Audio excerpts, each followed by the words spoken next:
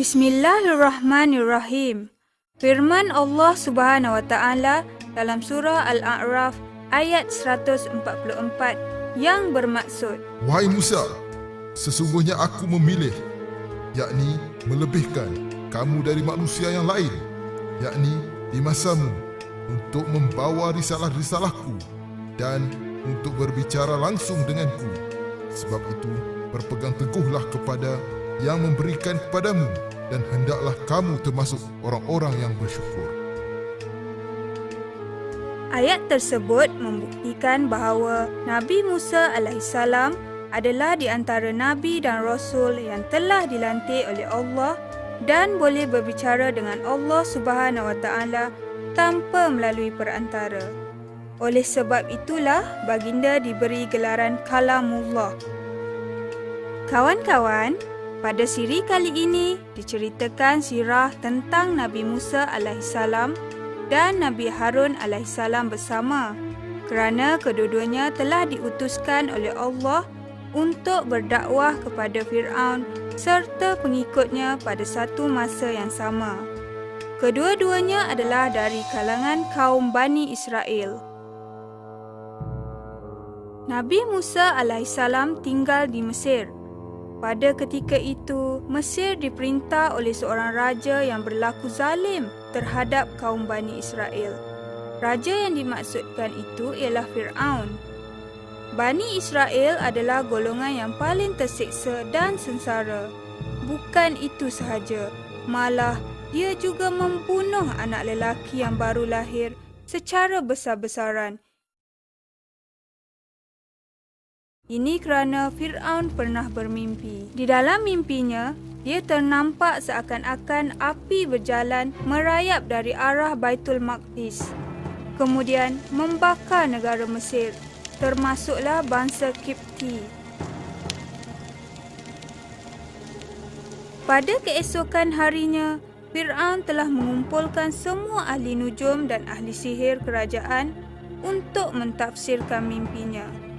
Mereka mengatakan kelak akan lahir seorang anak lelaki dari Bani Israel yang akan menumbangkan kerajaan Fir'aun. Wahai tuanku, setelah Patik meneliti mimpi tuanku, dapatlah Patik mentafsirkan bahawa akan lahir seorang anak lelaki dari kalangan Bani Israel yang akan menumbangkan kerajaan tuanku. Kawan-kawan, semasa ibu Nabi Musa alaihissalam iaitu Yukabid mengandungkannya, dia terpaksa menyembunyikan kandungannya. Dengan pemeliharaan daripada Allah Subhanahu Wa Taala, bangsa Kipti tidak mengetahui langsung tentang kelahiran Nabi Musa alaihissalam. Selepas beberapa bulan dilahirkan, dengan perasaan yang amat sedih, Yukabid memasukkan bayinya ke dalam sebuah peti yang diikat dengan seutas tali. Kemudian, peti itu dihanyutkan ke Sungai Nil yang berada berdekatan dengan rumahnya. Kemudian, Allah memberi ketenangan kepadanya. Janji Allah itu terdapat di dalam surah Al-Qasas ayat 7. Dan kami ilhamkan kepada ibu Musa, susuilah dia, dan apabila kamu khawatir atas keselamatannya, maka hanyutkanlah dia ke dalam sungai. Kamu tidak perlu khawatir dan kamu jangan bersedih. Sesungguhnya kami akan mengembalikannya dia kepadamu, dan kami akan menjadikannya termasuk para rasul. Menurut ahli tafsir, dayang-dayang kerajaan Fir'aun telah menjumpai peti itu. Mereka mengambilnya dari sungai tetapi tidak berani membukanya. Kemudian, mereka membawa peti tersebut kepada isteri Fir'aun yang baik hati iaitu Asiyah. Semasa membukanya, Allah meletakkan rasa kasih sayang di dalam hati Asiyah apabila melihat Nabi Musa alaihissalam yang masih bayi itu. Tetapi apabila Fir'aun melihatnya, dia menjadi marah.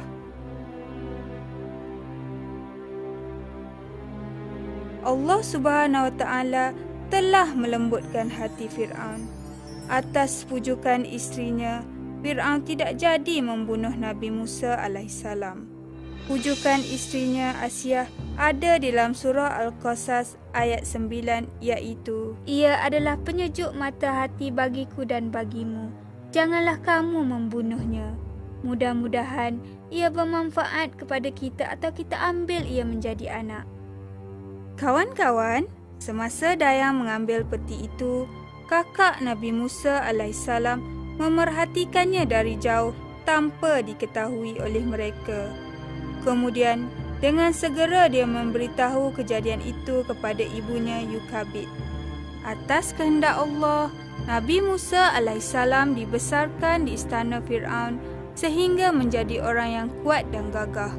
Sehinggalah pada suatu hari, baginda secara tidak sengaja telah membunuh seorang lelaki bangsa Kipti kerana bergaduh dengan seorang lelaki berbangsa Bani Israel. Baginda amat takut dan menyesal atas perbuatannya itu, lantas memohon ampun dari Allah. Akibat dari perbuatannya itu, pembesar kerajaan Mesir mahu membunuhnya. Baginda mengambil keputusan untuk meninggalkan Mesir. Sambil melangkah, baginda berdoa, Wahai Tuhanku, selamatkanlah aku dari orang-orang zalim. Surah Al-Qasas ayat 21. Dengan izin dan kehendak Allah Subhanahu Wa Taala, sampailah Nabi Musa alaihissalam di satu sumber air di Madian. Ketika di situ, baginda ternampak dua orang gadis yang sedang menjaga kambingnya dan menunggu giliran untuk mendapatkan air. Baginda Musa alaihissalam menolong mereka sehinggakan pada hari itu mereka dapat balik lebih awal dari kebiasaan dan menjaga ayah mereka iaitu Nabi Syuaib alaihissalam yang sedang uzur. Kawan-kawan, setelah mendengar kisah pertolongan Nabi Musa alaihissalam terhadap kedua orang anak gadisnya, Nabi Syuaib alaihissalam pun menjemput baginda ke rumahnya. Nabi Musa alaihissalam telah menceritakan kisahnya kepada Nabi Syuaib alaihissalam. Baginda kemudiannya ditawarkan untuk bekerja sebagai pengembala kambing. Setelah beberapa ketika, Nabi Musa alaihissalam berkahwin dengan anak bongsu Nabi Syuaib alaihissalam. Pada suatu malam yang penuh berkat, Allah Subhanahu Wa Taala telah melantik Nabi Musa alaihissalam sebagai nabi. Kemudian Allah Subhanahu Wa Taala telah memperlihatkan sebahagian mukjizatnya kepada Nabi Musa alaihissalam. Mukjizat yang Allah Subhanahu Wa Taala berikan kepada Musa itu untuk digunakan apabila berdepan dengan Fir'aun. Di antara mukjizat yang Allah berikan itu ialah tongkat yang dilemparkan menjadi ular yang besar. Sesiapa yang melihatnya pasti merasa takut. Kemudian, genggaman tangan yang dimasukkan ke dalam baju seketika, apabila dibawa keluar, genggaman tangan itu akan mengeluarkan cahaya yang terang menerang seperti cahaya bulan. Kemudian Allah Subhanahu Wa Taala berfirman, Pergilah kepada Fir'aun. Sesungguhnya dia itu orang yang melampaui batas. Surah At-Taha ayat 24. Kawan-kawan, Allah Subhanahu Wa Taala telah mempersiapkan Nabi Musa alaihissalam dan Nabi Harun alaihissalam untuk menyampaikan risalahnya.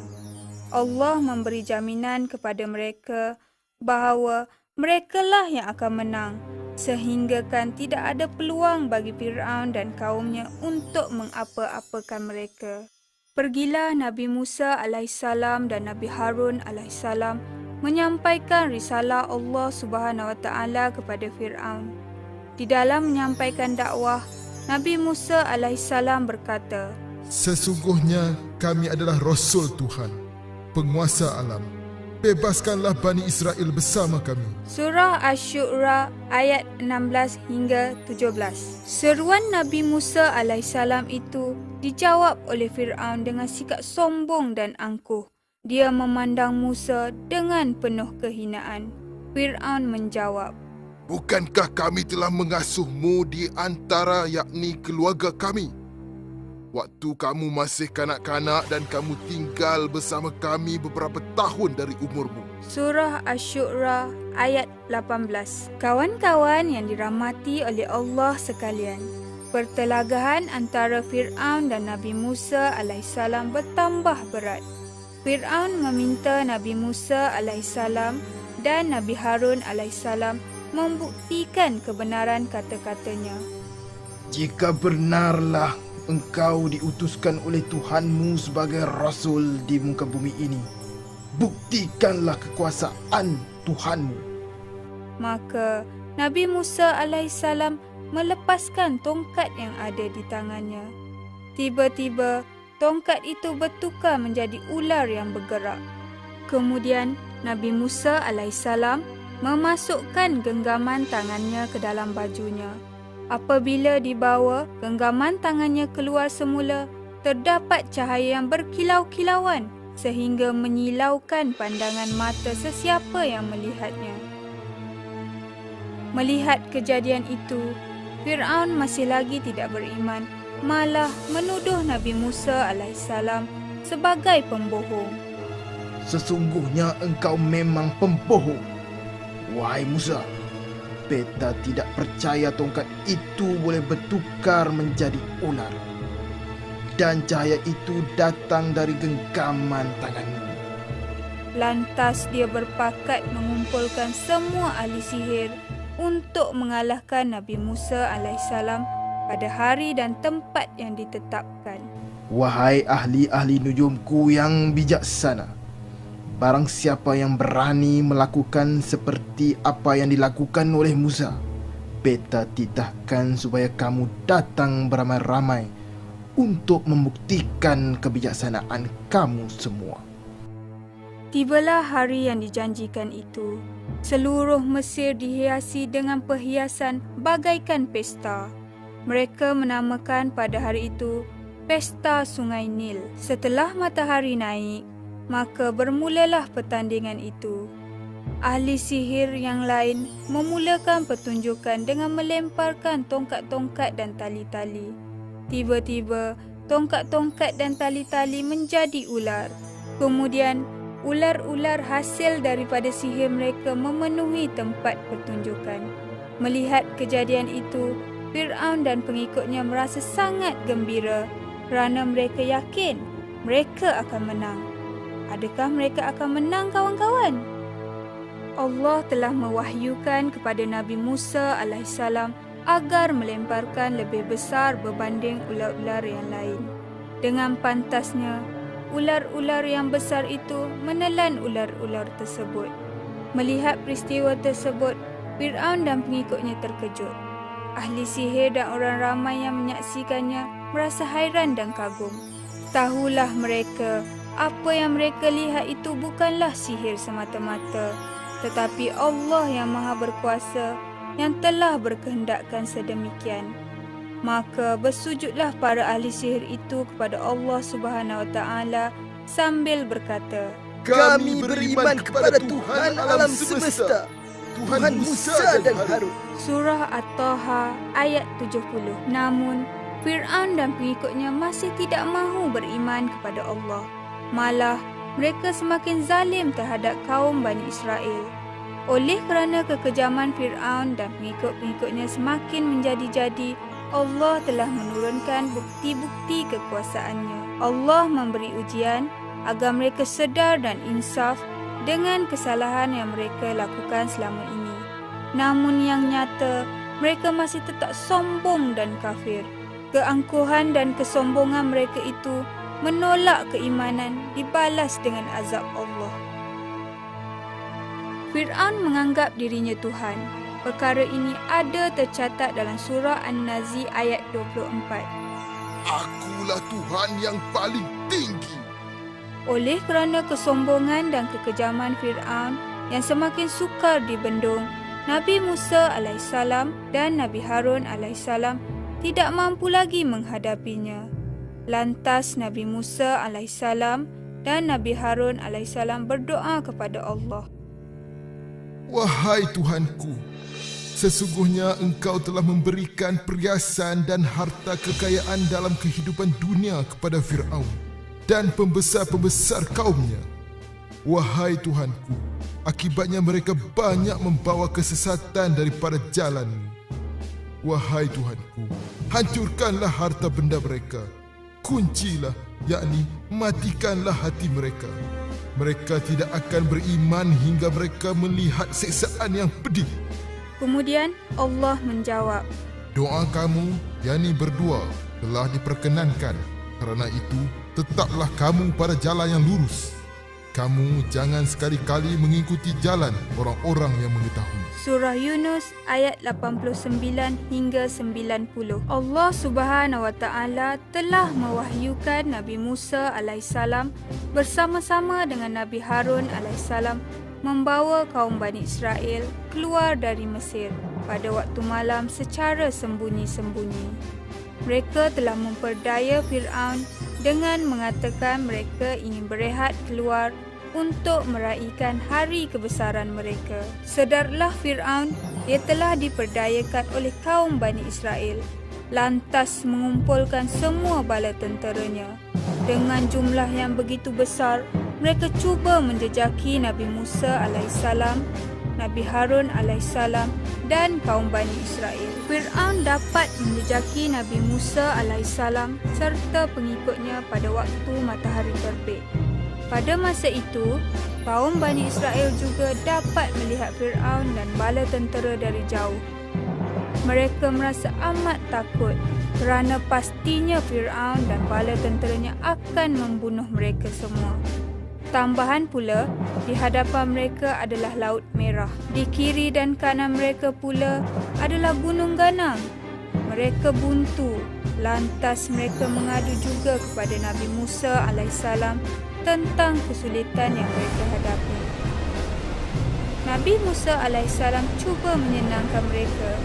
Nabi Musa alaihissalam menjawab, Sesungguhnya Tuhan bersamaku.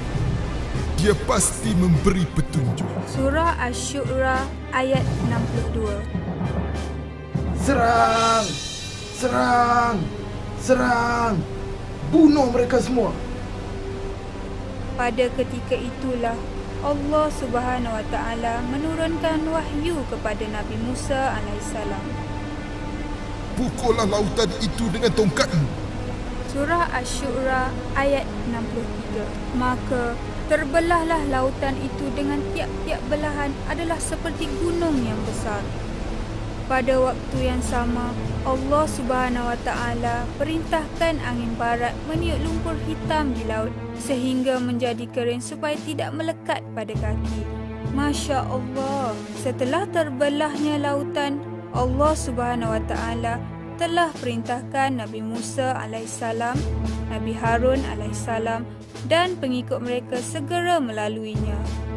Mereka merasa begitu gembira dan bersyukur semasa melalui jalan-jalan yang telah disediakan oleh Allah itu. Dalam pada waktu yang sama, Fir'aun merasa bangga kerana pada sangkaannya laut yang terbelah itu disediakan khas untuknya supaya mudah memusnahkan Nabi Musa alaihissalam serta pengikut.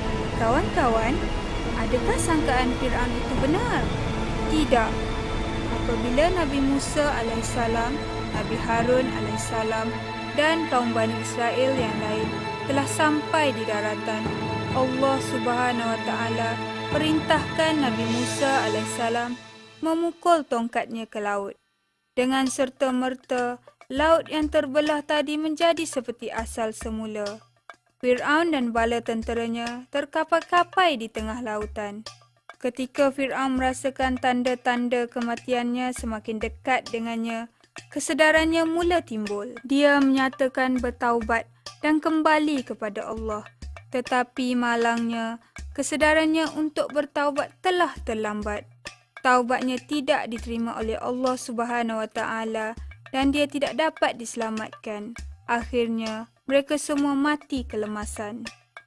Pengajaran yang boleh kita perolehi dari sirah ini ialah yang pertama, kekayaan dan kelebihan yang Allah berikan adalah ujian semata-mata. Dengan kekayaan dan kelebihan yang Allah berikan itulah kita gunakan untuk kita membantu orang yang lebih memerlukannya, bukan seperti Fir'aun. Kedua, walaupun Nabi Musa alaihissalam bertaraf seorang Nabi dan Rasul, tetapi itu tidak membataskan dirinya untuk menuntut ilmu. Baginda sanggup merendahkan dirinya dan berjalan jauh untuk menuntut ilmu. Adalah contoh yang patut kita ikuti.